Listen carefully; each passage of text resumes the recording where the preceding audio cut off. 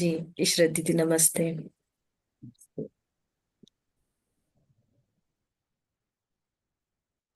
नमस्ते ज्योति जी। And Jyoti Didi is also joined.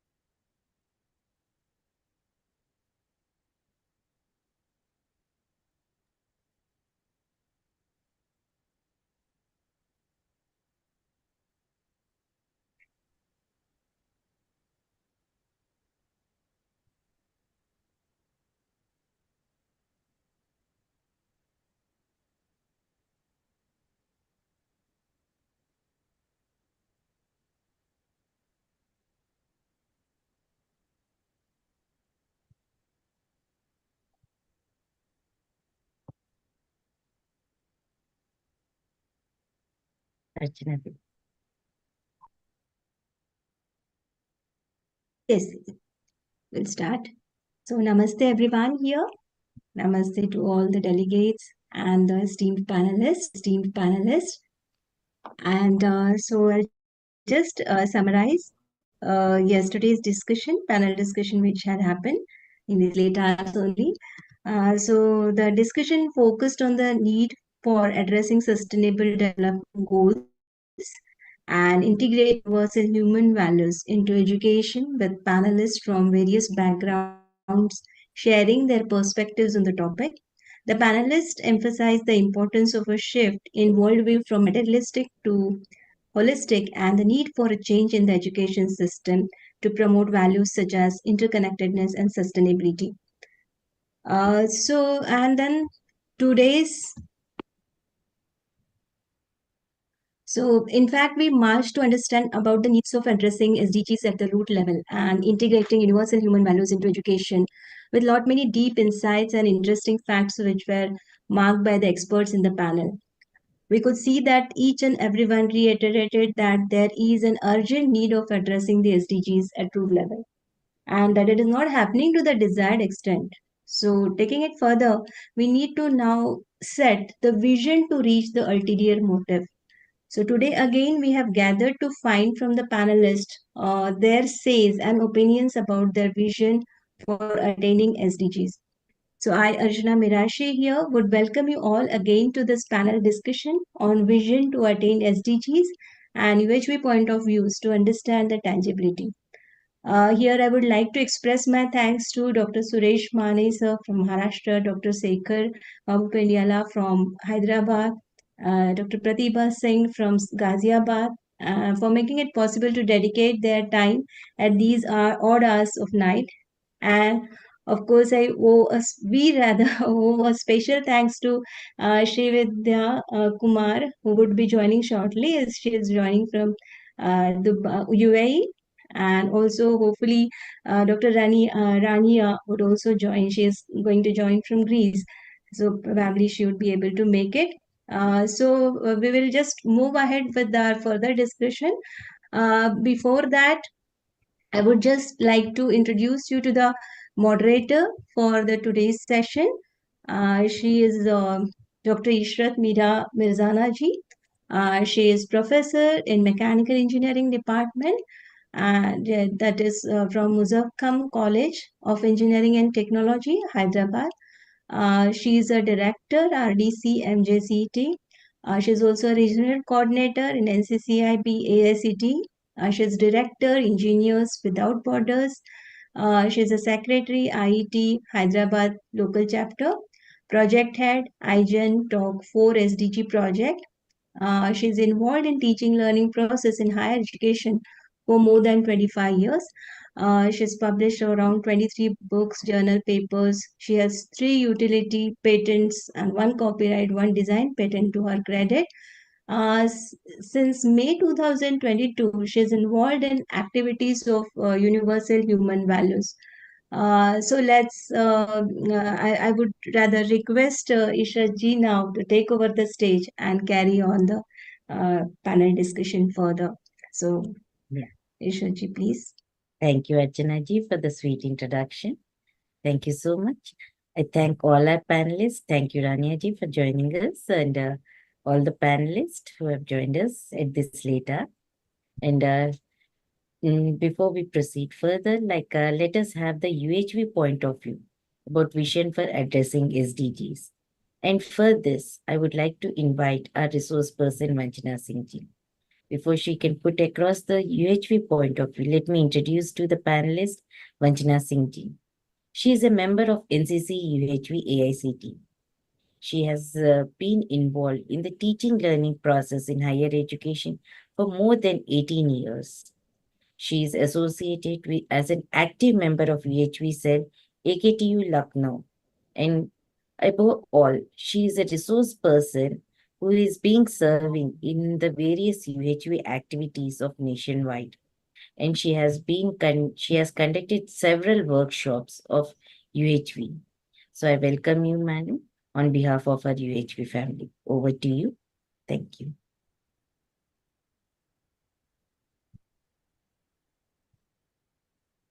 You're muted, Didi. Vanjana ji, you're muted. Everyone. So I hope now I'm clearly audible and the PPT is also visible too. Yes.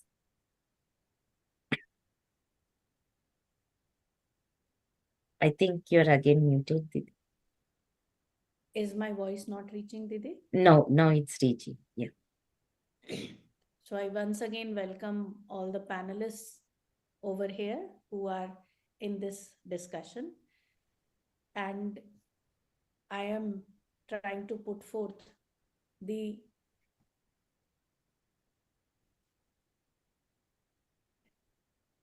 I think my PPT is not clearly visible. Just 1 second. Let me settle the PPT. Didi, your voice is also low. Bit low.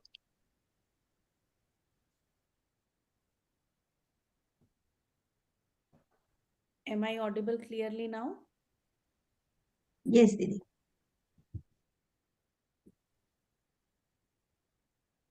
Yeah. So we all have been trying to look at the UHV perspective, where we are trying to address these SDGs at a holistic level. And since yesterday, this being day 2, and this is the night session, specially meant for our foreign delegates.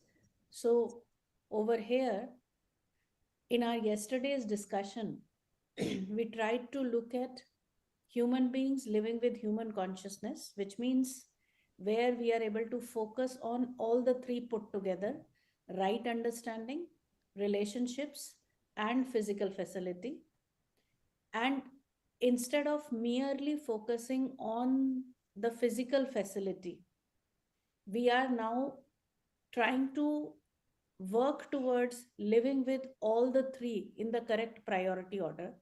And this living with all three in the correct priority order is the human consciousness, where we are able to see ourselves as not just the body, but in fact a coexistence of self and the body.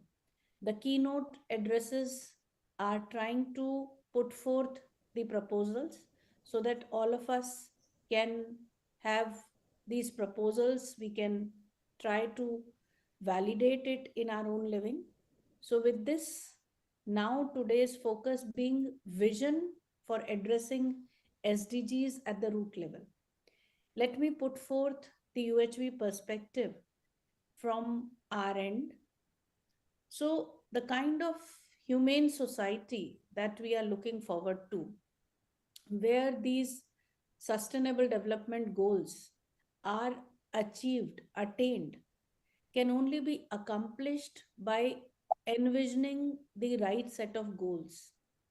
These goals, starting from the individual level, right understanding, right feeling, ensuring happiness at the level of every individual, health at the level of every individual, moving on to prosperity at the level of every family, fearlessness, trust at the level of society, and mutual enrichment at the level of nature environment. With these five goals lying at the base, when we make a program, these SDGs, one after the other, are addressed. That is what we are trying to look forth with this. What we see is that the current approach, which has been taken into account to address these SDGs, exhibits clear dichotomies and indicates a lack of clear vision. For example, we talk of zero poverty without defining what prosperity is. Now, unless and until I understand what prosperity is, can I really ensure that feeling for myself? So, this dichotomy in removing poverty. In fact, if we look at the material footprint now, what we observe is over the last 20, 30 years, the gap between the rich and the poor has increased more than what we expected. So, there are some inherent dichotomies in the current approach. We are not able to assess the need. And without assessing the need, can we ensure how much will be able to fulfill our needs if I don't have the idea of the needs? So there are these challenges in characterizing the needs appropriately, and thus we are unable to adopt any kind of sustainable consumption mechanisms. We focus on GDPs, and in this process of growing GDPs, assuming that it will resolve the attainment of sustainable development goals. That is not actually happening. So there are inherent paradoxes eminent everywhere. The paradox of introducing efficient technology. We talk about technology, but we create new problems whenever we use these technologies without the right set of goals clearly defined for ourselves. The kind of globalizations we are forcing on is completely eroding the local systems, and therefore the local issues are completely overlooked, and we are trying to fit in one solution everywhere, even though we realize that the local issues are far more important and they need to be addressed locally. So, the kind of model that we are evolving in the current scenario is very much unsustainable. And through this unsustainable model, we are looking forward to attain the sustainable development goals. Now, we are looking at the problems at a very topical level and trying to answer these problems or resolve these problems at the topical level, while the requirement is to address them with the appropriate vision. Now, with these inherent dilemmas, dichotomies, in the lack of clear vision, we end up with a number of complex situations. For example, at the base of everything lies the materialistic perspective. Now, with this materialistic perspective embedded everywhere, the materialistic notion of prosperity, we always tend to increase more and more consumption. We tend to accumulate more and more. The technology that we develop is towards enhancement of more and more consumption everywhere. So very concept of prosperity appears to be absolutely unattainable. We consider this nature to be a set of resource which we can consume more and more without looking for any kind of replenishment, without caring for how the things are being created. So there is a continuous degradation at the level of ethical values. There is social inequality, exploitation, and we are trapped in this immense loop. Now the issue is, if we discard the present model of development, how else do we live? Because we are surrounded by these notions. And if we continue the same way, shall we at all live? So we are trapped in this vicious circle, in this vicious loop. And the question is how to come out of this loop, how to get a clear vision, how to solve these inherent dilemmas and dichotomies. So, looking at these goals, working for humane education, looking forward to these goals which are envisioning the humane society. When we look forward to holistic value based education, we work for developing people with right understanding. When we say right understanding, it means one is able to understand harmony at each and every level of one's being. With this understanding, with the right feeling of relationship, harmony, love, by acquiring the right set of skills, this humane education provides the base for the accomplishment of all the other goals. So, when we are working for holistic human education, we are ensuring quality education, and with right feelings, with right understanding, we are working towards gender equality. If we look at the current scenario is completely guided by these misconceptions like money is everything. We are engaged in overindulgence, accumulation by any means, domination, exploitation is lying at the core of every society. We try to pull resources from others in one way or the other. So there is this mastery, exploitation going on over at the level of nature. So now that we start working for these goals, one after the other, starting with quality education, working for humane education, where this humane education provides us the right steering, that means the right kind of direction. That is something which we are looking forward to. So when we work for the first human goal, that is right understanding, right feeling at the level of individual, we are working towards attaining the SDGs 4 and 5. Further, when we work for goal 1 and goal 2, that is right understanding, right feeling at the level of every individual, health in every family, when we understand how this body is in coexistence with the self, and with the feeling of self regulation, we work for ensuring the overall well being of the body as well as the mental well being by ensuring the understanding of the self. We are working towards good health and well being, which means when we work for goal 1 and goal 2, the feeling of self regulation at the level of individual, all that comprise of attainment of the third SDG, that is good health and well-being. And slowly we are moving ahead with this transformation at the level of society, where the complete society which is currently governed by these misconceptions slowly starts shifting towards a humane society, starting from the individual level. Similarly, when we collectively work for goal 1, goal 2, followed by goal 3, which means starting from right understanding, right feeling at the level of every individual, working for health at the level of every individual with the feeling of self regulation, now the feeling of prosperity at the level of every family is ensured, which means now we are able to decide how much we need, are able to differentiate between our need and our greed, and we can look at what is available at my end. So by ensuring the feeling of prosperity, by understanding sustainability, by looking forward to nature friendly productions, equitable distributions, conscious consumption, responsible usage, we are working towards attaining SDG 1, 2, 8, 9, and 12. This is something which we can clearly make out that one after the other, when we are working for these goals, we are slowly trying to resolve these issues that we observe in the current scenario, where we find huge gaps in the kind of impacts that were planned by the end of 2030.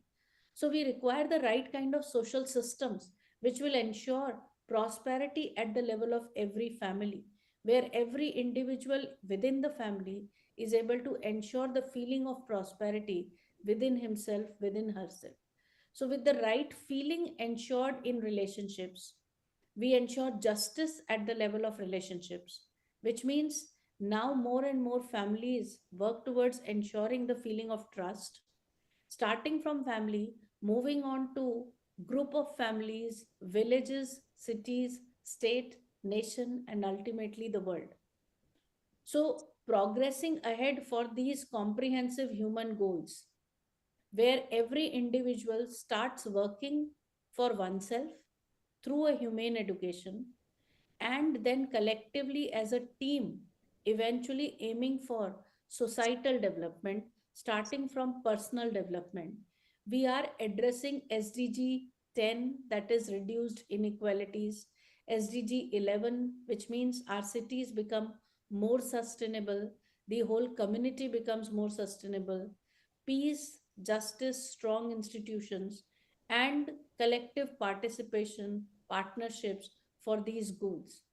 So, in a collective approach, when we make the right kind of program where all these goals are addressed together, that is how we are going to move ahead. So, the vision that we look forward to is working comprehensively for these goals. Once these five goals, starting from the first one, moving on to family, society, and ultimately nature and environment, where we consider sustainable, nature friendly production, especially pertaining to energy, conscious consumption, responsible usage, right utilization.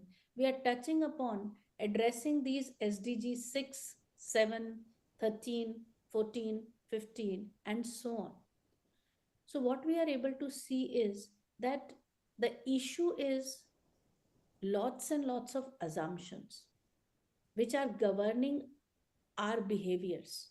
We are bombarded with so many inputs, and without any kind of checks, we are keeping those inputs to ourselves without verifying anything. Once we start initiating the process of self exploration and start verifying things on our right, this is how the humane education process is helping us, where we start working towards these goals. So, the complete vision for the humane society is that we start working for these comprehensive goals and attaining these goals one after the other, starting with the right kind of approach, starting with right understanding, right feeling at the level of individual, moving on to prosperity at the level of every family, fearless and less in every society, and mutual enrichment with this natural environment. These 17 SDGs, which right now appear to be incoherent, are we all are able to see the interconnectedness and the way one relates to the other. And that is what we are able to put forth over here with this education based on the UHV principles, the Universal Human Values proposals that we are putting forth. So, with this little idea of the perspective that we are carrying forward, we are looking to resolve the issues with a solution centric approach instead of focusing on problem and trying to solve the problem with a problem centric approach. There's an entire difference in the two approaches that we can opt for. A solution centric approach can only evolve with a holistic vision. This holistic vision is ensured by the right education, where through a humane education, we work for a humane society. And this is something which I want to put forth as a UHV perspective. So, looking at this, now we can have further discussions regarding this as we proceed with the panel. So, this was a brief idea of the vision that we carry forward, where the focus is on working for these five comprehensive goals, which are inherently connected to each other, starting from goal one, which is right understanding, right feeling at the level of every individual, which is, of course, the initiation of the humane education. Gee, that is what I want to put forth from my end. Thank you, Vanchana ji, for putting forward the UHV perspective. As you said, if we have the human education, with the human education, human goals can be achieved. And this human goals will help us in addressing the SDGs. And thereby we can have the envision to have a human society. Thank you so much for putting across the UHV perspective. Along with us, as there are other delegates who have joined us through the Zoom platform and also through the YouTube platform. So we would like to keep them engaged. So that's the reason we are launching a poll for the same. So till our the other delegates answer this, let me have the privilege of introducing our panelists who have joined us at this hour. It's great pleasure for me to introduce Dr. Srividya Sukumarji, who is a Dean from EduTech Global, Educate Global Dubai. She is an educationist, governance advisor, quality assurance and compliance expert, strategic transformations, R&D consultant, life and business coach, author, global chair, GSFN, ESG advocate, global ambassador for UN. She is also a director for corporate affairs, advisory director for MISRI. She is a director of sustainability, ESG PMS. She has contributed in COP28. It's indeed great pleasure to have you with us for the panel discussion. Thank you for accepting our invitation and being with us. Thank you, Dr. Ishrat. Thank you so much. Let me introduce our next panelist, Dr. Rania Lampuji, who is a STEM instructor and researcher from Greek Ministry of Education, Greece. She has been contributing her services as ambassador at International Organization of Educators and Researchers, STEM instructor at Astronomy and Space Society. She is an honorary ambassador at Charles Walter Society for Innovation and Research. She is an international advisor at International Youth Society, Global Peace Councils, K-12 Digest Magazine, and she is also a Director of Education Affairs at Forum 36, Peace and Unity. She is immensely involved in spreading awareness about SDGs globally. Thank you, Rania ma'am, for joining us as a panelist.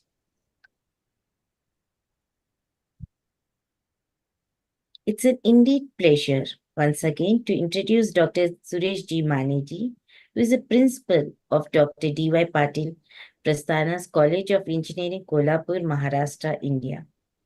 He is a PhD from University of BET College of Engineering, Karnataka. He has received several awards. Some of them to be of mention are Outstanding Leader in Higher Education from ELETS, Aryabhatt Award from ARYA, Best Principal Award from London School of Digital Business, London. He is guiding many doctoral theses and also many research scholars. Thank you, sir, for joining us as a panelist.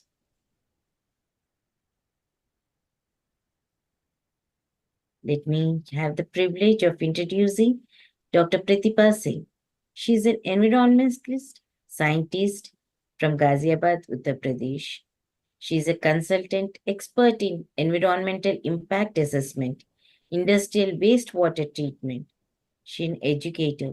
She also has been the co-investigator in Women Empowerment Project. She has over 16 years of experience in teaching, research, and consultancy.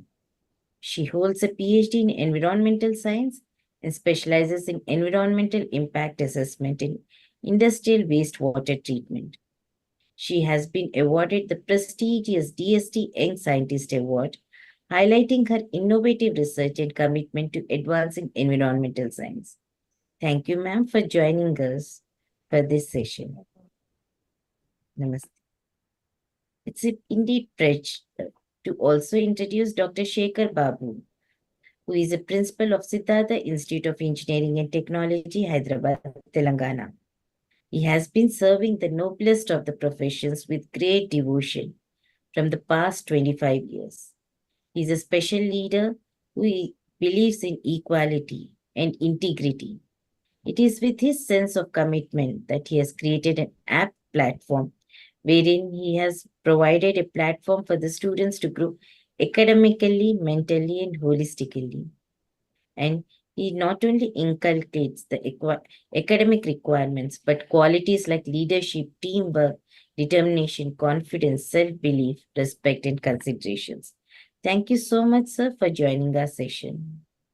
So it's a great indeed pleasure to have all of you as the panelists for this today's session. So before we proceed further with the panel discussion, let me share the results. Like the query that was put across was, what is the primary limitation of current efforts towards achieving the SDGs? And there is 100% acceptance that they're seen at the superficial level rather than at the root cause, addressing the root cause.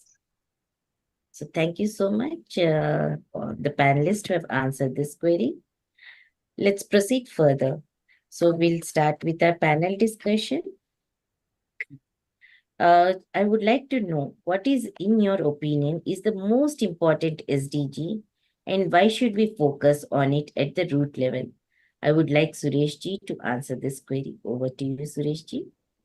Good morning, madam. Thanks for this question. Actually, I am from education sector. So in my opinion, SDG number 4, quality education, I think that forms the basis. Once we are young, India is a young country basically. And we have got almost 65% of our population under 35 years of age. So if we groom our students properly and get them understand the meaning behind this universal human values, then the development, whatever is happening, that will be sustainable. As of today, as Madam was just telling, we do not have right understanding basically. The world is looking into that materialistic things and they have got their misplaced notions about life and prosperity. Right understanding has to prevail, and now the world has a population of almost 8 billion. So it's a huge task for educationalists, so that we need to make sure that quality education is provided holistically basically, and people should have the right perspective so that the citizens live in harmony with themselves, family, society, as well as we are in the harmony with the nature. So in my view, SDG number 4 on quality education is the basis from which we can tackle all the other 16 SDGs. Thank you, Suresh ji, for giving your opinion that SDG 4, not just quality education, but holistic education is the need of the hour. If you want to really address the SDGs and if you want to really focus on it. Now, I would like to invite Rania Lampuji to answer the same query as, what is your opinion is the most important SDG and why should we focus on it at the root level? Yes, one greetings from Athens, from Greece. Thank you so much for this question. Actually, defining the most important SDGs is complex because the 17 goals are interconnected and progress in one area often depends on advancement in others. However, I could say that SDG 1, no poverty, is frequently seen as a foundational goal, as eliminating poverty is essential for achieving other SDGs related to health, education, equality, and sustainability. So why, according to me, no poverty could be considered the most important? First is what I said, it's foundational to other SDGs, because poverty is the root of many global challenges. When people live in extreme poverty, when they lack access to basic needs like healthcare, education, or clean water and nutrition, addressing poverty can unlock progress in other areas like gender equality, clean water sanitation, quality education. So the first one point is this.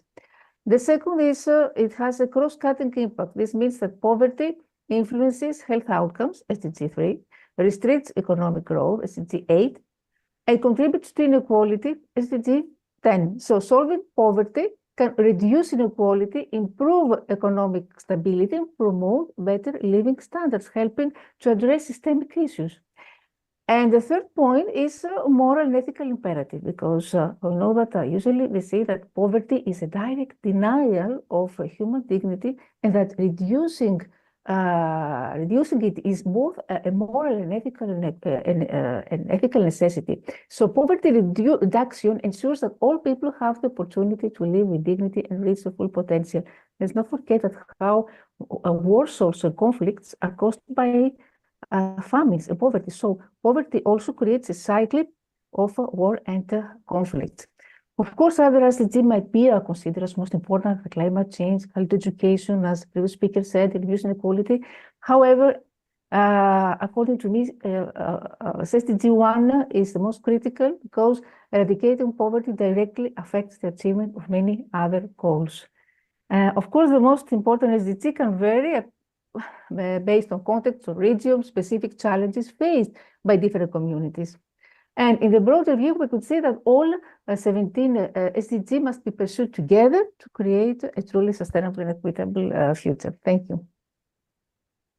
Thank you, Ranyaji, for putting across that SDG 1, that is no poverty is of more importance. And above all the SDGs are having interconnectedness. But if no poverty is addressed, then if it will also address the conflicts or the gaps that are there, and human dignity can be addressed if there is no poverty. Thank you so much for putting across your point. So now when we are talking about this importance of SDGs, we need to have a social system that can visualize to achieve these SDG goals. So I would like to put across what kind of social system should be visualized to achieve these SDG goals. Can you give an example? And what is the most important SDG from your point of view? I would like to put across this question to Vanchana ji. Over to you, Vanchana ji.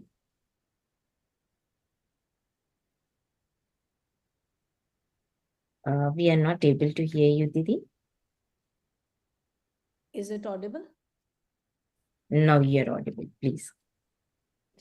So what I was putting forth is that the current discussion is going on really interesting, where we are trying to address these SDGs. And just like Rania ji mentioned, that there is this inherent interconnectedness and starting from the zero poverty.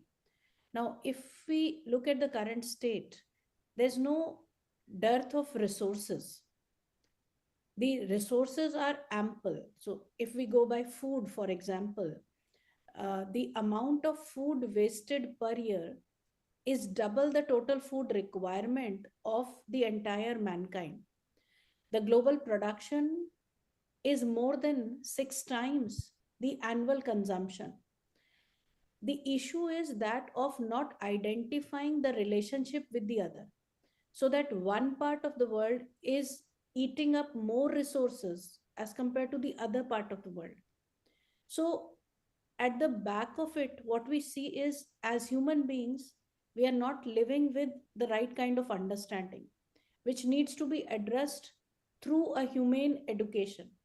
So at the base of it will lie a humane education. And of course, one after the other, this inherent interconnectedness within this SDGs is automatically evident. So when we talk of the social systems, in fact, a structured system where we collectively work for the comprehensive goals, starting from humane education. So, the very first thing to work upon is the education sanskar process. When we say education, rightly developing the capacity within every individual to live with responsibility, something which is completely missing. So, quality education followed with responsible behavior, that's SDG 12. Once we start taking that step, we are looking forward to, with the feeling of relationship to all, we will be looking forward to addressing the issues like poverty, gender discrimination, and the other SDGs, which are indicator of the fact that as a human being we have failed to live with responsibility, which means we have fallen short of ensuring right participation from our end at each and every level of our living, starting from individual to family to society and to this entire nature. That is what we can see. So, we need to strengthen the collective approach where we work for education, we work for health, we work for production, what to produce, how to produce in our industries is very important. So many products which we can look around, they really are not meant to be produced and to be consumed. But yet, in this materialistic perspective that we are carrying forward, we are unnecessarily setting up industries which are practically not needed. So, there has to be a strengthening of these social systems together, and then only we can look forward to resolving these SDGs at the level of root. Ji. Thank you, Vanchana ji. You have presented it like the SDGs, which are of more importance, is SDG 4 and SDG 12. Because if they are there, the social system should be there, in which you can have the identification of this relationship, and a collective effort is the one which can make us the responsible consumptions or consumers. Thank you so much for putting across your point of view. I would like to put across the same question to Dr. Shekhar Babuji as to what is the most important SDG from your point of view, and what kind of social system should be visualized to achieve these SDG goals. Can you give one example for the same? Yeah, sure. Thank you. In my perspective, I give more weightage to the SDG 17, where the global partnership is more and more important. Before concluding why it is more important, let me have a glimpse of the SDGs. As discussed yesterday also, most of the SDGs are interconnected. Right? For example, the work and economic growth, industry innovation and infrastructure are very much in relation with the affordable and clean energy. 7, 8, 9 are interconnected.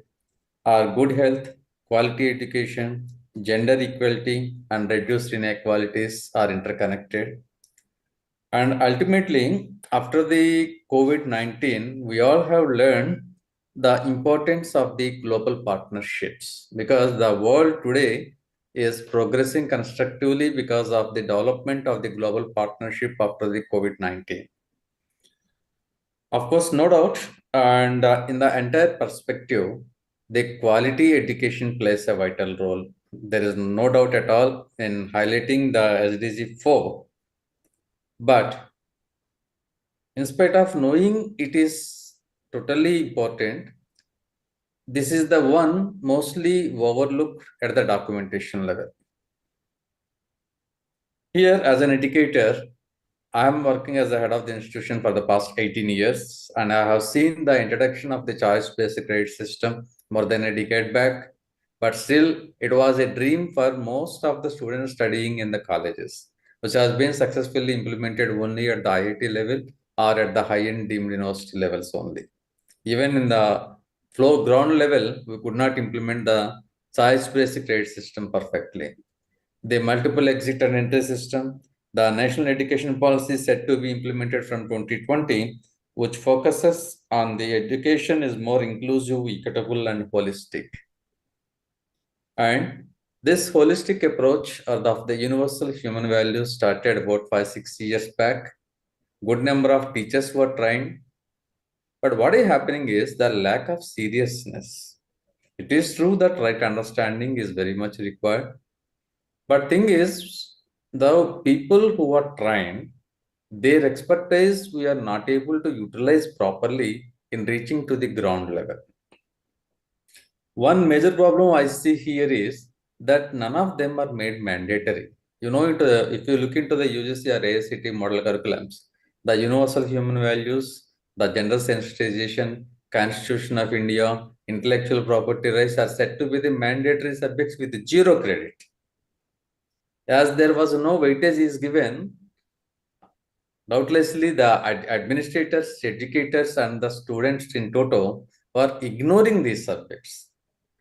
So we have been putting a lot of efforts in educating the teachers, but finally these fruits are not getting ripe and transferring to the students level. So that is the reason I say that the partnerships is more important from the between the countries or within the country also, between the regulatories, the universities, and that of the institutions, teachers, and the students.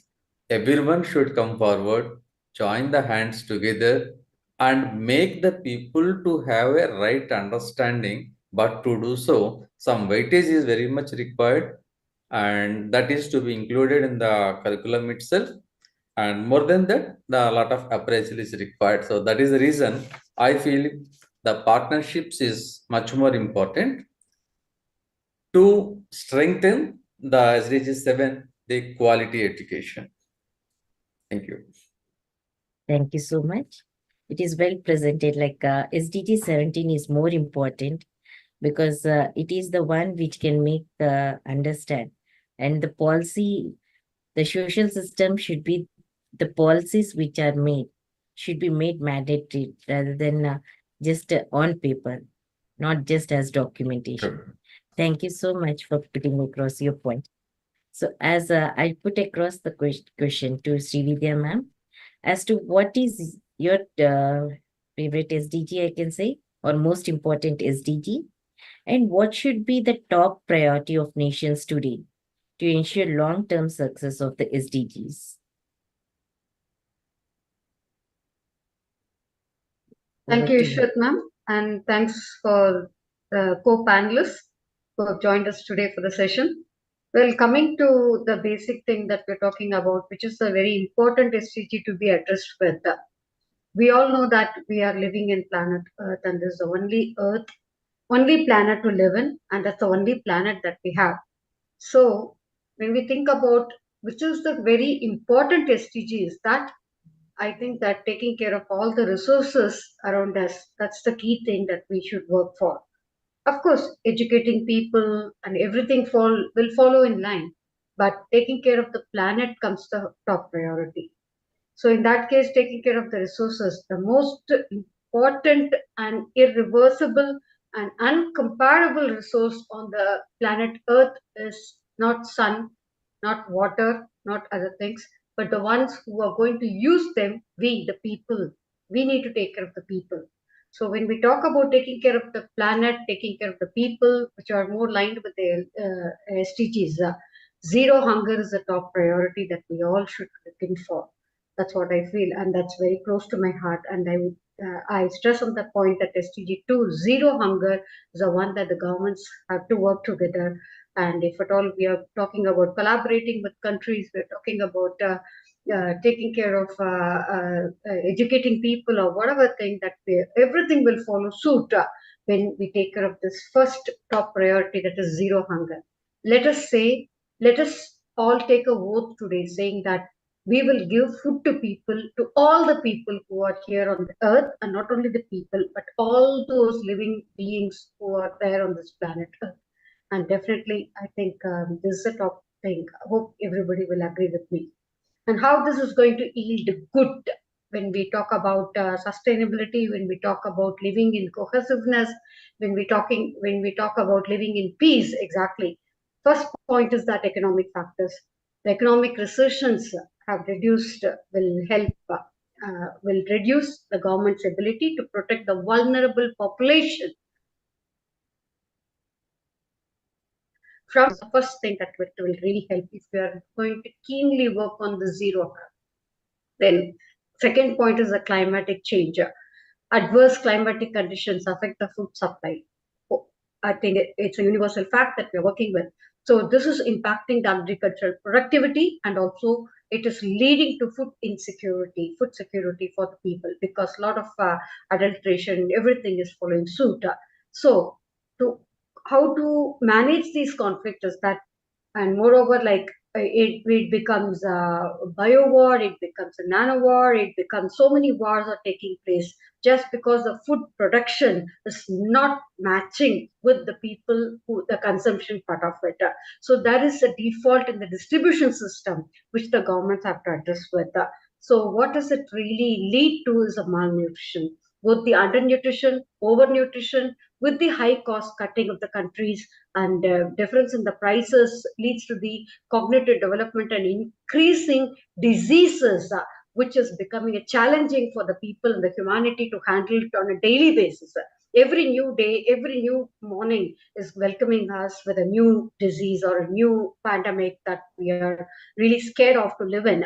So in those cases, what is really another challenging for the governments to handle is that insufficient money rotation which is being there, which is now going towards green economy and circular economy, etc. As the way that you call it, that there is definitely a fact of insufficient investment, with a ratio of public spending on the agriculture, helping for the agricultural resources, helping the agriculture sector with the economic contribution have declined so far for the over years, with the efforts, with the hindering the efforts to reduce hunger and the poverty. So now, last but not the least, it leads to inequality, it leads to small scale producer challenges, etc., and the governance issues, and rapid urbanization, and also weak economic policies in the development is there. Addressing these challenges requires a comprehensive approach that includes strengthening food security programs, investing in agriculture and rural development programs, improving infrastructure, and fostering sustainable resilient food systems. Now, as Dr. Ishrat ma'am was asking, give me one example that you can suggest that this will definitely help us to lead the way, to give us a roadmap for giving solutions. That, as we all know, SDGs work together or align together. In that case, better to relate or align SDG 4 with SDG 2, saying that where am I coming to is because the schools, why, if you want your students to come to school, give them food. So at least for the sake of food, people definitely, parents and students will start coming to school, so that we will be able to achieve SDG 4 as well, and also SDG 2 will be taken care. And when we say this, definitely governments will think about contributing more money for the schools which are there for the students. And so that I think this is what I thought, and I'm open to any kind of question. I'm open to any kind of insights from the co-panelists as well. Thank you, ma'am.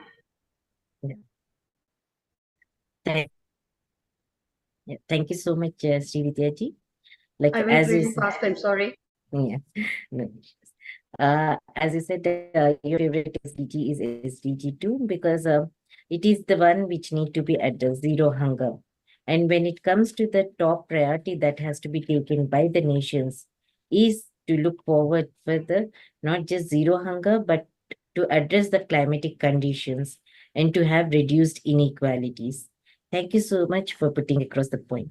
Now I would like to invite Pratibha ji to put across her point, like what is the most important SDG?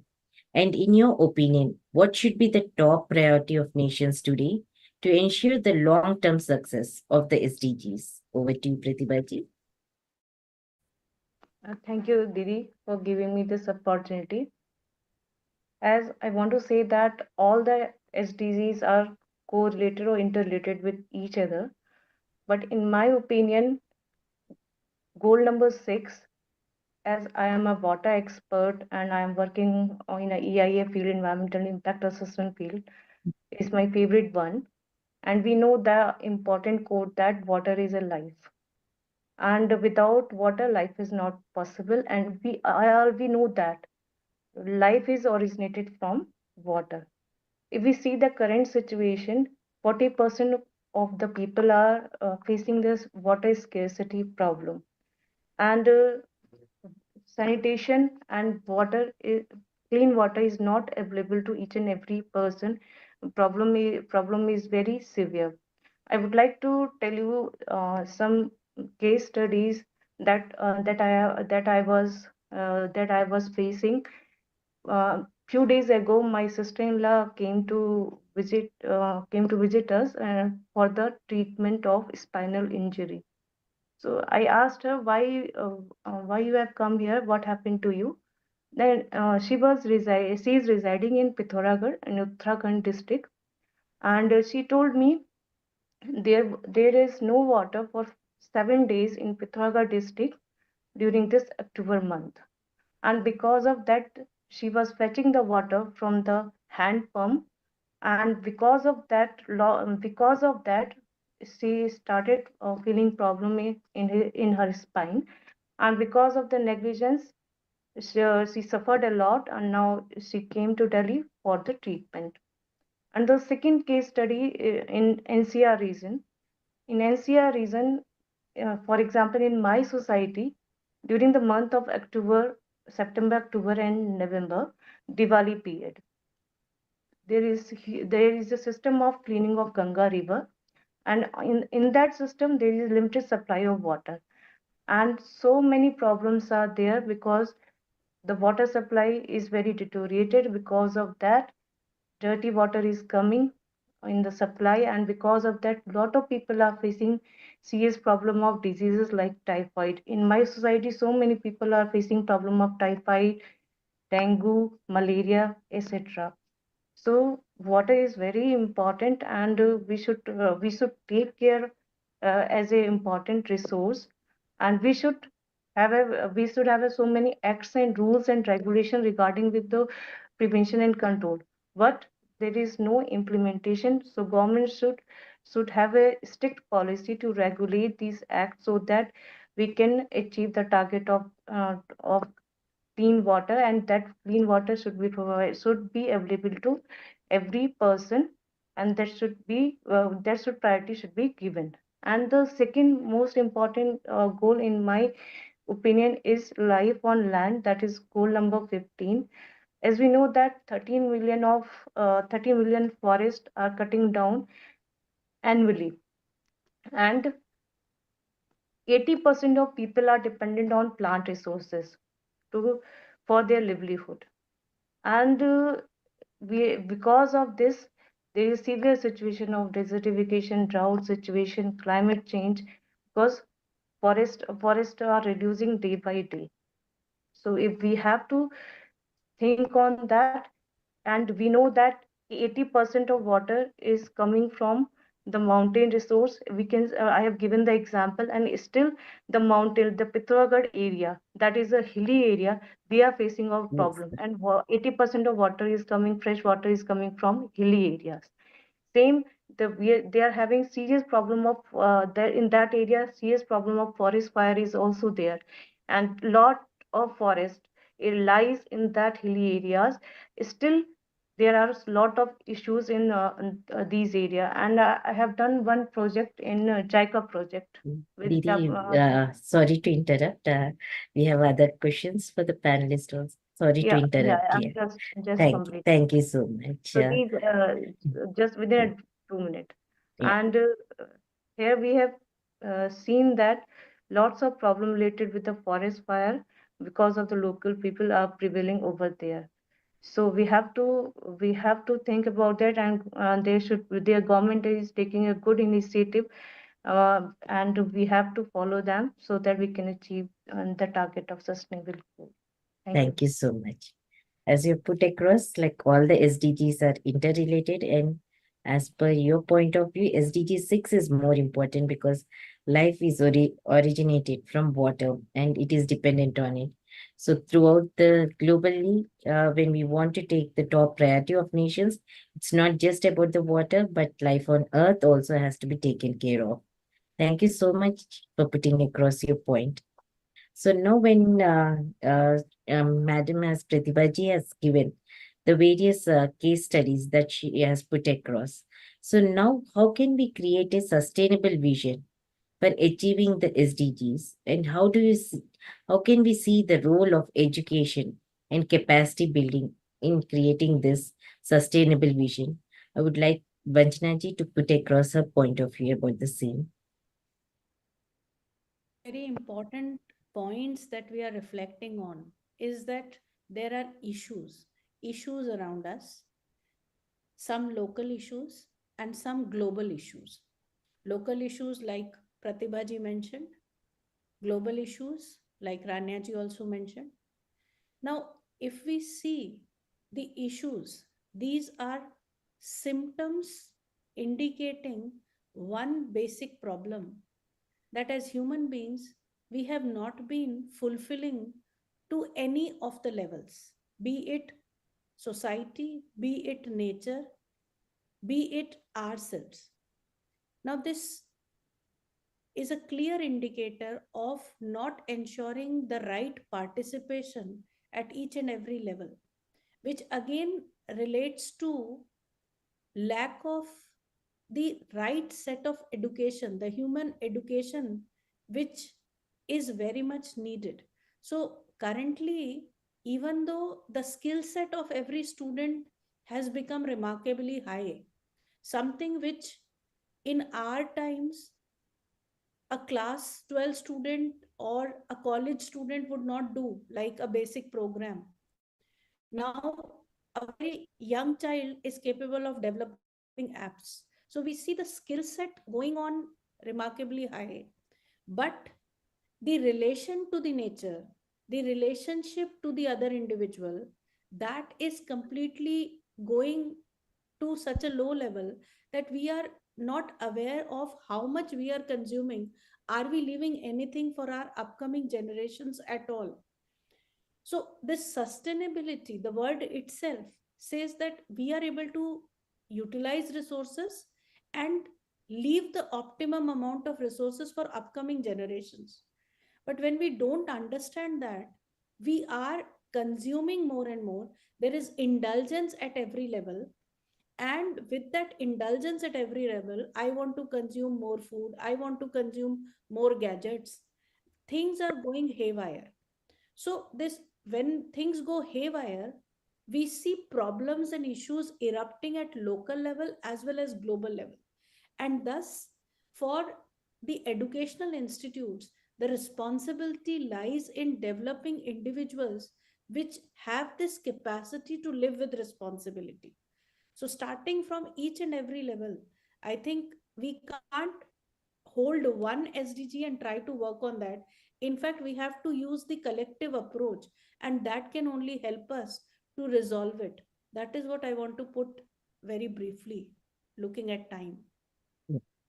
Thank you so much. As you have said, this though the skill set is increasing, but relationship of interconnectedness is lost. That is reason like we need to have the interconnectedness not just with the human beings but with the nature. That will help us in achieving a sustainable vision for the achieving the SDGs. Now I would like to hear from Sri Vidyaji as to what role do you see for education and capacity building and creating a sustainable vision for achieving the SDGs.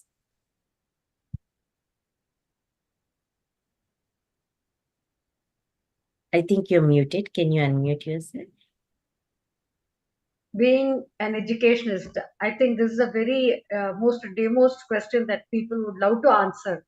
I'm sure each one of us who have joined us on this platform will say, like, as students answering the teacher, every hands will go up because that's the love for education. That's what we all have at our bottom of our heart, and that's why we are here on this session at 1 o'clock from UAE, and it's ahead from India and respectively from other parts of the globe as well. Well, coming to education, ma'am, yesterday what I said, I'm telling the same thing. The future of the civilization is built in the four walls of the classroom. That's the old saying. The future of the civilization is going to be is definitely not built in the four walls of the classroom. It's not confined to the four walls of the classroom that we're talking about. We should make it education more like a free education, liberalized education, such that everything is available on the internet these days. Name a thing, the topic is available on the internet. So when the student comes to the class, he already has the knowledge within him. So taking the roots of Bloom's taxonomy, the knowledge is already there. It's available. When we go on to the understanding part of it, let the student, let them become their own learners. Let them take the responsibility of their own learning with due respect of self to the others who are going to be there as co-learners, and also as such the community, the family, the community, such that the roadmap goes like that. So when it's such a case, when education is built on the platform of love and respect for the sake of education, it's not for the sake of a parent, it's not for the sake of somebody else. I am learning for myself. When we bring in this capacity of learning, this responsibility of learning in the child's mind or in the learner's mind, they will take it forward. And whatever all these SDGs, all this thinking about SDG, UHV values and everything, we don't need to say that you need to follow it. They will follow it by themselves because they have taken the responsibility of it. And when they know that this is going to really create a pathway by which I will be able to achieve it, definitely all we are talking about collaborative learning. We should work together. We should work in collaboration. There should be peer learning process. Everything will fall in place because the student, the learner has taken the responsibility, and it starts from home. Charity begins at home. It starts from the learner, and the learner is going to take it forward. And if there is going to be any hazards or hurdles which comes on the way, they will go resolve it. As we all know, when the child learns as start walking as a toddler, and then they start running, and then they start moving. The child is making his own effort, and even the language, when the child starts speaking, they try to understand the mom's.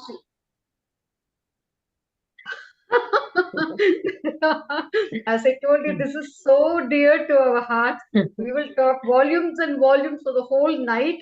This is not going to end today, definitely. You may have to conduct one more session exclusively for it with education relating to SDGs. Yeah. Really. Thank you. Thank you so much. Yeah. As you have said, for creating a sustainable vision, it is more important to liberalize education, and it is important that we have self and experiential learning, and a responsible learner is the one which should be inculcated among the students. Thank you so much for putting across that point. Now I would like to put across to Rania ji, as given the global disparities in development in all dimensions, how can we create a unified vision that addresses the unique challenges faced by different regions in achieving the SDGs? Shall I repeat? Okay, yes, no, thanks a lot. Question. Okay, creating actually this unified vision is, I would say, a long-term roadmap that aligns with environmental, social, and economic goals to ensure that future generations can thrive on a healthy planet. And this is obviously entails a holistic approach, because sustainability is not about environmental protection. It involves balancing many pillars: social sustainability, economic sustainability, and also this sustainability requires understanding how different sectors interact. A sustainable future must benefit everyone, especially marginalized and vulnerable groups. And to effectively tackle sustainable development goals and create a unified vision, we need systems that are inclusive, equitable, sustainable, and collaborative. So systems that prioritize human well-being, social justice, environmental sustainability, while at the same time fostering innovation and resilience. So what would be the key characteristics? Could be, of course, first, inclusive and equitable policies like universal health care, social safety nets, free education, and progressive taxation can ensure that wealth, for example, is redistributed fairly, and that all citizens have access to the essentials of life. Secondly, sustainable economic models, systems that promote, for example, green economy, circular economy models, when waste is minimized, resources are reused, energy comes from renewable sources. Strong institutions and governance, because governments should promote rules of law, democratic participation, inclusive decision-making processes that engage all key stakeholders in society, especially the marginalized and vulnerable populations. We need collaborative global partnerships because international organizations, governments, private sector entities, NGOs, all must work together, all key stakeholders to finance, implement, and scale solutions to global problems. For example, climate change mitigation strategies can benefit from technology transfers and financial assistance from wealthier nations to poorer ones. Of course, as I mentioned before, education, innovation-driven systems, because education systems should focus on sustainable development education, teaching students about climate action, about social justice, global citizenship, investment in STEM, science, technology, and mathematics, as well as social sciences, could foster innovative solutions to SDGs. Social safety nets is another point, poverty alleviation programs, because comprehensive social protection programs such as universal basic income or food assistance or affordable housing can ensure that no one is left behind. So these programs usually reduce inequality, give individuals the economic security to pursue education, employment, and entrepreneurship. I want to mention an example, great example of this social system which is aligned with SDGs, is Scandinavia. The Scandinavian countries, Norway, Sweden, Denmark, provide an example of social systems that closely align with the goals of SDG, because these countries have actually managed to implement social, environmental, economic policies that promote sustainability and equity. They have strong, welfare programs and models. They promote gender equality, they focus on environmental sustainability, they have high levels of social trust, strong institutions, collaborative global actors, and in general, they put an emphasis on innovation and education. So thank you. Thank you so much.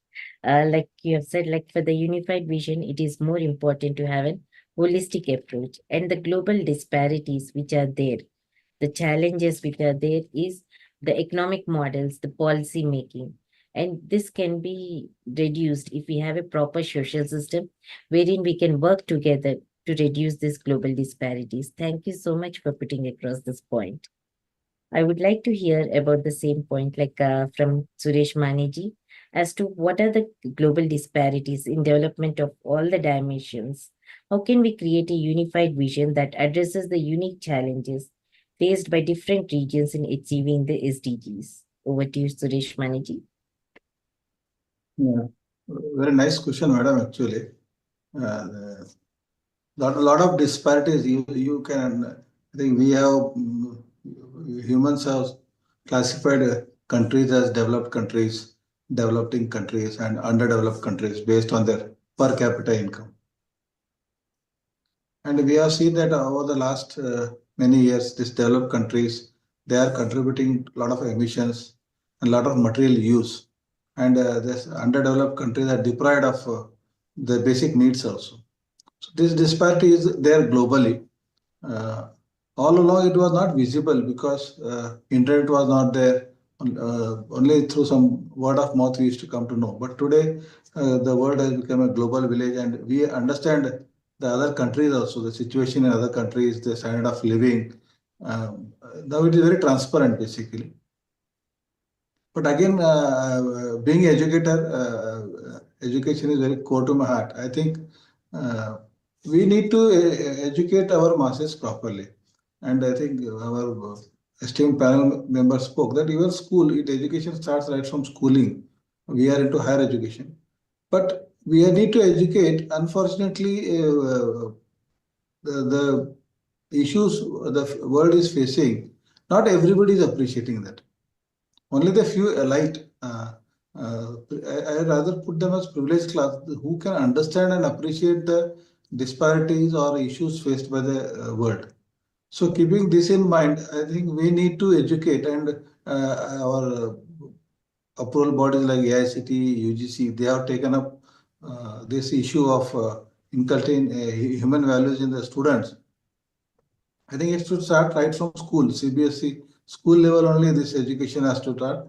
And as our other esteemed Dr. Shekhar Babu was telling, we need to make it more serious. It is not that zero credit means students.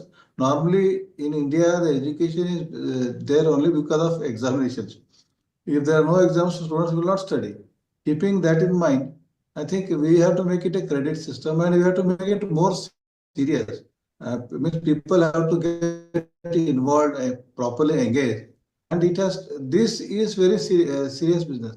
As I think UHP, they speak that we are focusing on skill-based education. But I think the value-based education, holistic education is very important at this point in time. This is the basic difference why you can see the again the situations globally, geopolitical situations and wars happening. Had they these leaders been educated and aware of these things, what we are discussing right now, these were core values, then I think this situation would have not come.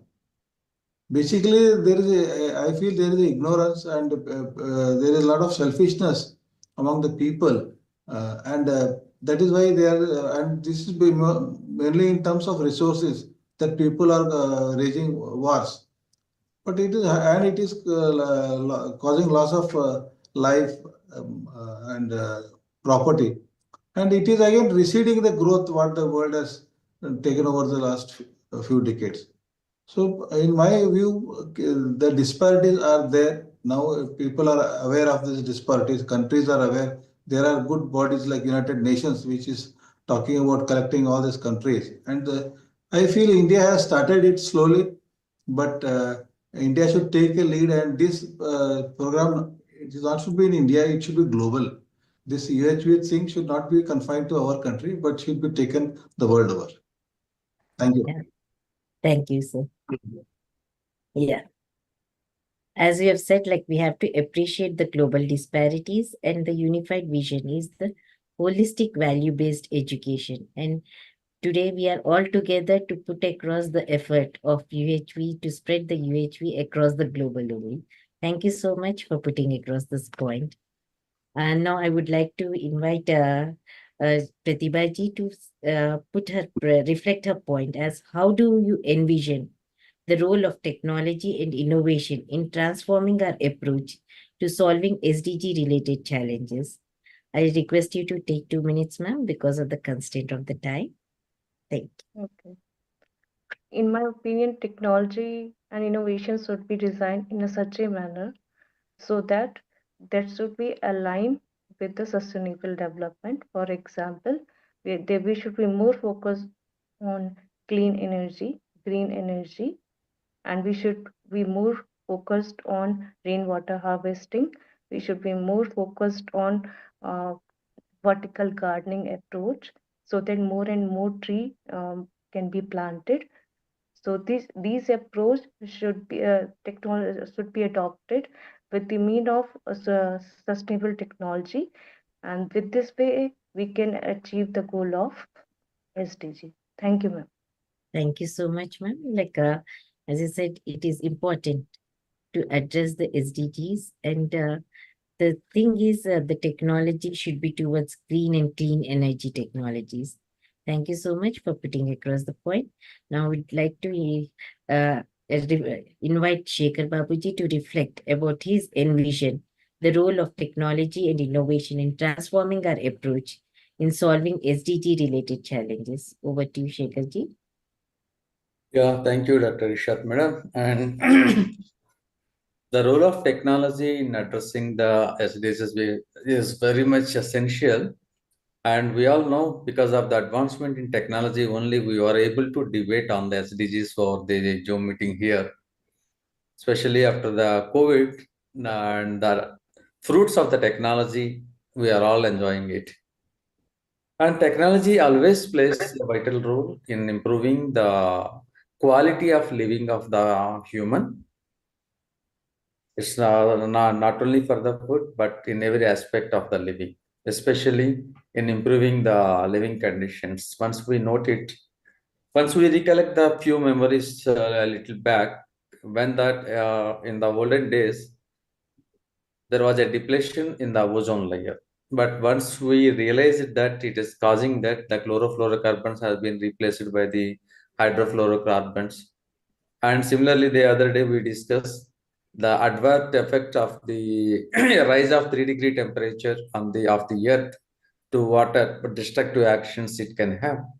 But the technology which will give us the information about the past gives the prediction for the future, with which the human comfort can be improved a lot. More than that, then advancement in the technology improves the opportunities for the people. The employment will increase, the industrialization will increase, and more sophisticated ways of living, including the clean energy, utilizing the solar energy, utilizing the wind energy, so that the quality of living also can be improved. Once the pollutants were decreased, the quality of living is decreased. Obviously, it helps for the SDG 3, the good health and the well-being. Once the people with a good health and well-being can contribute, uh, can contribute good work to the society, thereby their opportunities also will improve. Because in the SDG 8, the decent work and the economic growth also will comply with that. That's the way the improvement or advancement of the technology always instrumental in ensuring the well-being of the human and in reaching all SDGs in total. Thank you. Thank you so much. Advancement of technology should be the one in solving the SDG related challenges. I'll put it in short. Thank you so much for putting across that point.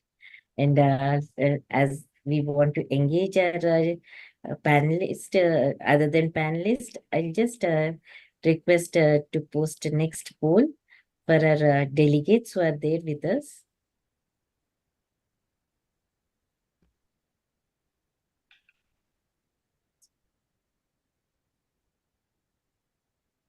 And till our delegates answer our next poll, I request our panelists to summarize their whatever they have presented in 1 minute as a concluding remarks from your end.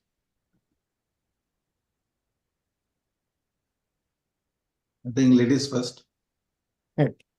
I request Rania Lampuman to present it. You can give your conclusion of today's session in 1 minute. Yes, definitely. I want to say that we need to uncover root causes, not just symptoms, because traditional approaches so far often address the symptoms of problems, like poverty, without tackling the root causes. We need to identify feedback loops. We need to break down silos, because efforts to tackle poverty, hunger, climate change are often carried out in silos by different organizations or government agencies or sectors. We need to balance short-term and long-term solutions, very important, and always address power dynamics and inequities. Systems thinking help identify how power structures within a system maintain inequalities, for example. Create always synergies between solutions. Addressing multiple challenges can seem overwhelming, but of course there are opportunities for synergies where solving one problem always also benefits others. In any case, we could say that for me, systems thinking is a powerful tool here for identifying the root causes of complex challenges and help recognize the underlying structures.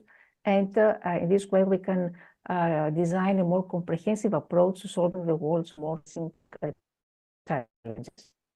Thank you so much. Now I would like to invite Pratibhaji to present her concluding remarks of the session.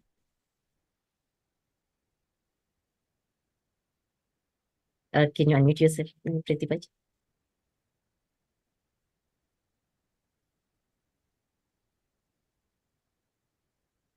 Human value goals should be adopted from the beginning of childhood level, so that everyone can understand Ye- the importance of Pratibha Didi, you're not audible clearly. Didi, am I audible now? Yes. Yeah. In my opinion, as a concluding remark, I want to say that universal human value codes should be adopted at childhood level, so that everyone can understand the value that we all are units and we are correlated with each other and we are in coexistence with each other. When we understand this value, we will help each other, and this way we can able to achieve the goal of sustainable development. This is my conclusion. Thank you. Thank you so much.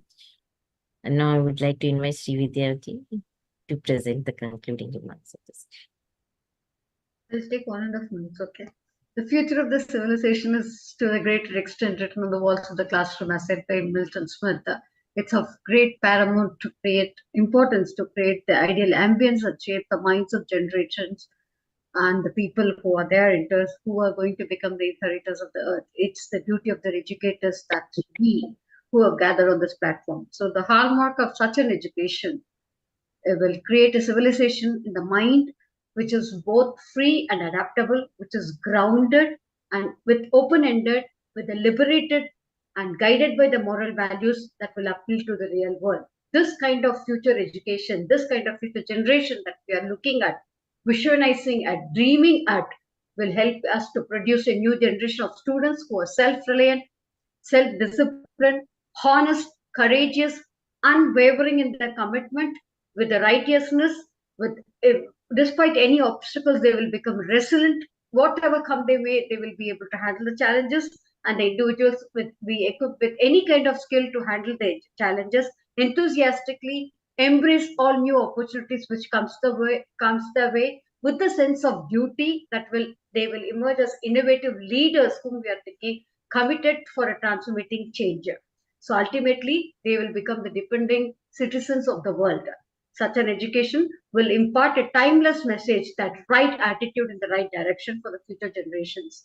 This learning experience will become like a potter's wheel, where every touch of the potter's hand is going to form and mold the clay of the misshapen pottery into a very beautiful pot or any artistic piece that we are looking at. So going far and beyond, from asatoma sat gamiya, tamasoma jyotir gamiya, mrityoma amritam gamiya, hom shanta shanta shantihi. From ignorance to truth, from darkness to light, from limitations to liberations, thus making the world a better place to live in. Such a well-grounded education greatly will emphasize on the physical, emotional, moral, psychological, and spiritual development as a holistic development of the learner, such that every learning experience, including academic, ethical, social, and emotional needs, which will cater to this and create an environment that is conducive for learning, that offers a comprehensive support for fostering for all the encouragement that is required for the students to discover and showcase their unique abilities, such that they will become torchbearers, such that they will be able to take forward this whole environment to the visionary world that we are looking at, that is talking about SDGs. Today we are talking about SDGs, where they will be following all these SDGs in the norms, in the daily walks of life, and this will become a future vision for the future generation that we are aiming at, we are talking about today. Thank you so much, ma'am. That's all I have Thank to you. do. Thank you so much. And before I take the concluding remarks from our gentlemen who are there at this hour with us, let me share the poll result. Like, what vision does UHV propose to support the achievement of SDGs?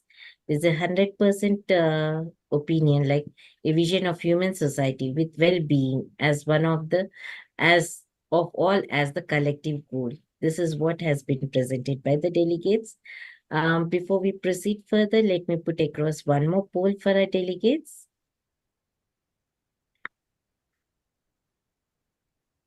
Which is about what is the primary criticism of the current approach towards achieving SDGs according to the UHV proposal.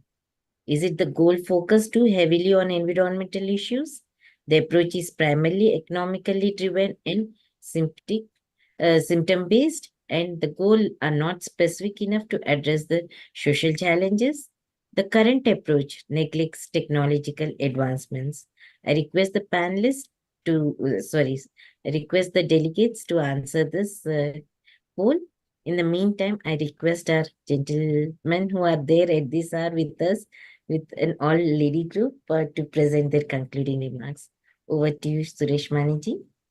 Madam, this sustainability has got three pillars. Basically, one is economic development, then second is society, and the third is environment. I think universal human values, this program, when it integrates with this sustainable development, this is a very deadly combination which can definitely bring a change. I think this has been initiated by India, but I only request that this has to percolate to other countries also, and it has to be taken in a big way so that it should start right from elementary education, the proper understanding about self, family, society, and the nature, and how we live in harmony with each other. That needs to be taught rather than this present situation where we have seen a lot of conflicts and a lot of because of this big people, there are so many issues being faced by the world order. So I think education is the thing which can bring a change in the society and at the world at large.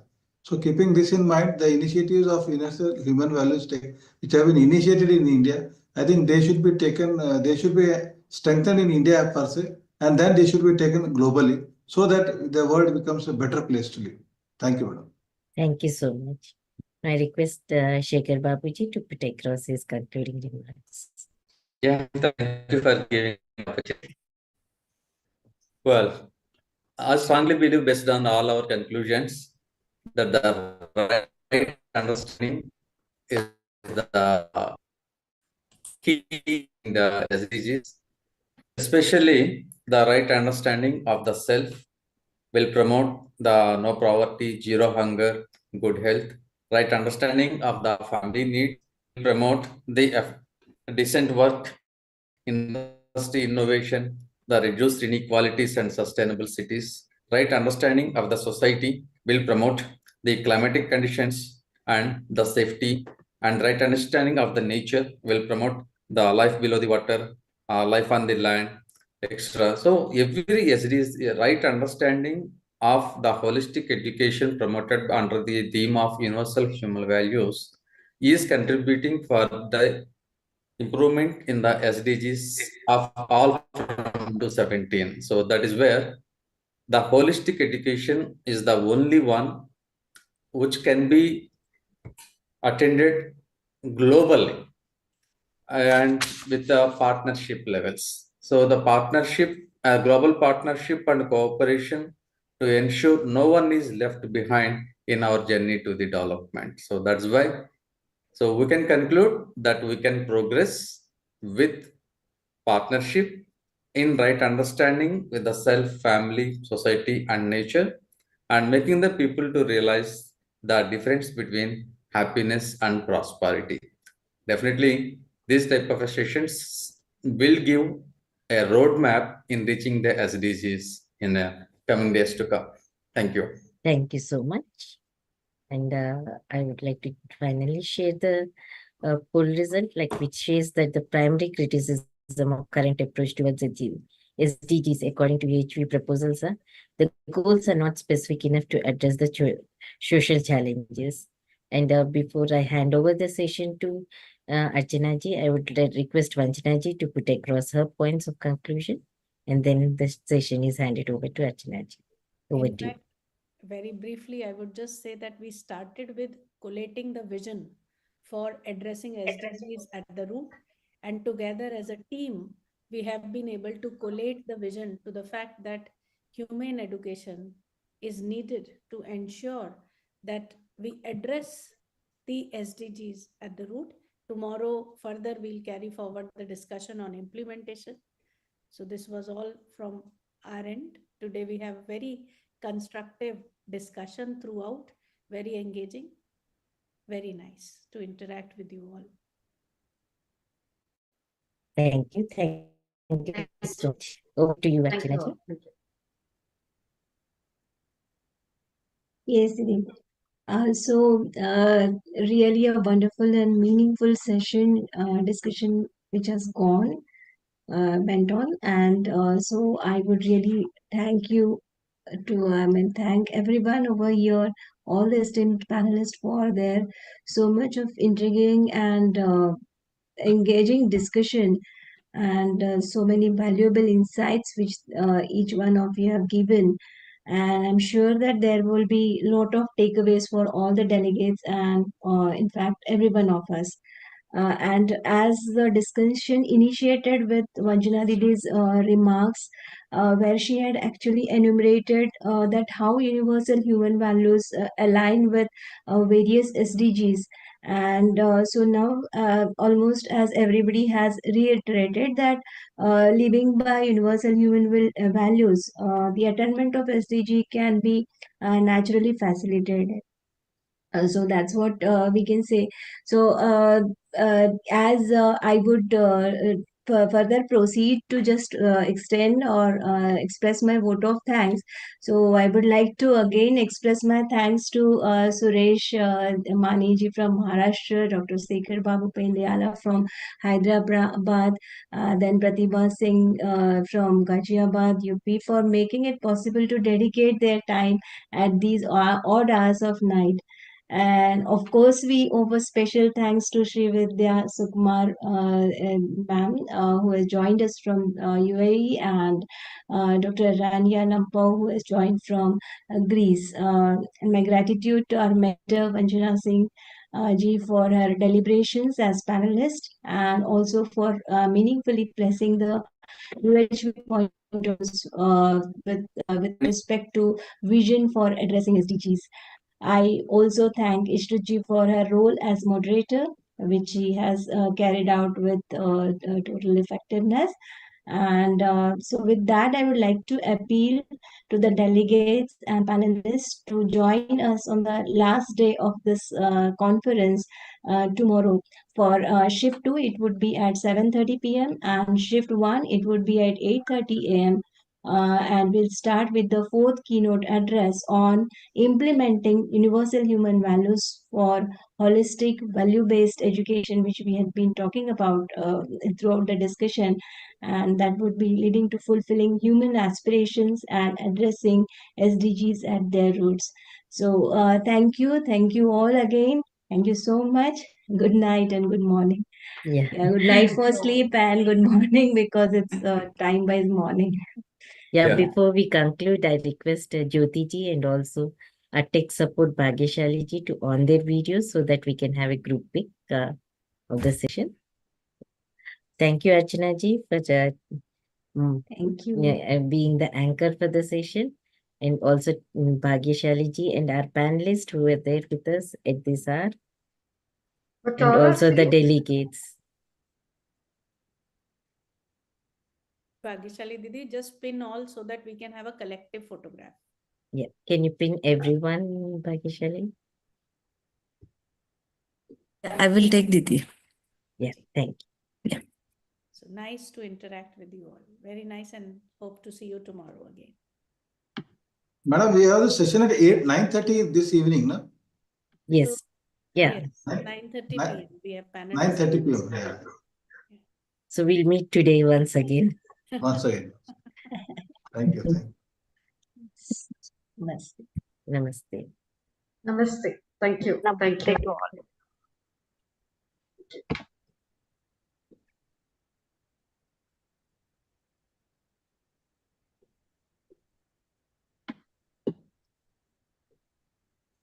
I'll share the pictures with you, Ishratna. Thank you. Thank you all once again. Thank you. Yeah, thank you so much.